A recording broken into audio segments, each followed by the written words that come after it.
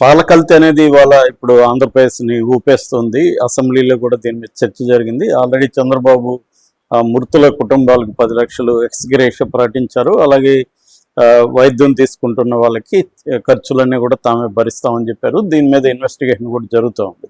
అయితే ఇప్పటివరకు అసలు దీంట్లో ఏమన్నా కుట్ర కోణం ఉందా, లేకపోతే దీన్ని ఎవరు చేశారు, కావాలనే చేశారా ఏంటి అనే విషయాల్ని పరిశీలిస్తున్నారు. ఇప్పటివరకు మనకు అందుతున్న సమాచారం ఏంటంటే మొన్న 16వ తేదీ దాదాపు 106 కుటుంబాలకు వరలక్ష్మి డైరీ నుంచి పాలు సరఫరా అయినాయి. ఆ 106 కుటుంబాల్లోనే ఇప్పుడు ఈ సంఘటనలు జరిగాయి. అందులో ఇప్పటి వరకు అందుతున్న సమాచారం మేరకు 5 మంది చనిపోయారు. ఆల్రెడీ 8 మంది కూడా సీరియస్గానే ఉన్నారు. డాక్టర్లు మేము ఇప్పుడే ఏం చెప్పలేమని చెప్తున్నారు. డయాలిసిస్ అవి చేస్తున్నారు. సో మొత్తంగా 12 మంది ఇప్పుడు హాస్పిటలైజ్ అయి ఉన్నారు. ఇది రాజమండ్రిలో లాలా చెరువు ఏరియాలో జరిగింది. సో దీని ఓనర్ వరలక్ష్మి డైరీ నిజానికి దీనికి ఆథరైజేషన్ కానీ లైసెన్స్ కానీ లేదని చెప్తున్నారు. గణేష్ రావు అని ఆయన్ని పోలీసులు ప్రశ్నిస్తున్నారు. ఇప్పటి వరకు ప్రాథమిక ఎంక్వైరీలో పాల కల్తీ వల్లనే ఈ మరణాలు కావచ్చు, లేకపోతే హాస్పిటలైజేషన్ జరిగిందనేది చెప్తున్నారు. దాదాపు 70-80 కుటుంబాలని ఇప్పుడు పర్యవేక్షణలో కూడా ఉంచారు. మిగతా వాళ్ళని హాస్పిటల్కి రాని వాళ్ళు కూడా ఈ మిల్క్ తాగిన ఫ్యామిలీ మెంబర్స్ అందరినీ కూడా పర్యవేక్షణ ఉంచి ఒకసారి వైద్యం కూడా వాళ్ళకి చెక్ చేస్తున్నారు, వాళ్ళకి ఏమన్నా జరుగుతున్నాయా అనేసి. సో ఇది ఎలా జరిగింది అనేది ఇప్పటి వరకు పోలీసులు ఏం చెప్తున్నారంటే, యాక్చువల్గా వీళ్ళకి అక్కడ చిల్లింగ్ యూనిట్ ఉంది. ఆ చిల్లింగ్ యూనిట్లో మామూలుగా ఎవ్రీడే వీళ్ళు ముందు రోజు 120 లీటర్ల వరకు కలెక్ట్ చేసి దాని తర్వాత స్టోర్ చేసి మరుసటి రోజు సరఫరా చేస్తారు. ఇది జరిగే ప్రాసెస్. అందుకోసం చిల్లింగ్ యూనిట్ ఒకటి ఉంది అక్కడ. ఆ చిల్లింగ్ యూనిట్లో మామూలుగా అయితే ప్రొఫైలిన్ గ్లైకాల్ అనే ఒక దీన్ని వాడతారు.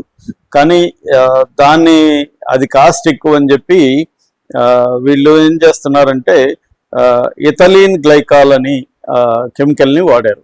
ఇథలీన్ గ్లైకాల్ అనేది ఇండస్ట్రీస్లో వాడతారు. డైరీ అండ్ మిల్క్ ఈ ప్రోడక్ట్స్లో, అంటే ఫుడ్ ప్రోడక్ట్స్లో ఇది వాడరు. ఫుడ్ ప్రాసెస్లో నేను ఇందాక చెప్పినట్టుగా ప్రొఫైలిన్ గ్లైకాలే వాడతారు. ఇథలీన్ గ్లైకాల్ అనేది ఓన్లీ ఎక్కడ వాడతారంటే కార్లు, లేకపోతే ట్రక్స్, HVACలు, సిస్టమ్స్, ఈ ఇండస్ట్రీస్లో వీటిని వాడతారు. అలాగే డీఐసింగ్ ద్రవాలు, బ్రేక్ ఆయిల్స్, తర్వాత ప్లాస్టిక్ ఫైబరు, ఫ్లూయిడ్స్, ఇలాంటి ఇండస్ట్రీస్లో మాత్రమే ఈ ఇథలీన్ గ్లైకాల్ని వాడతారు.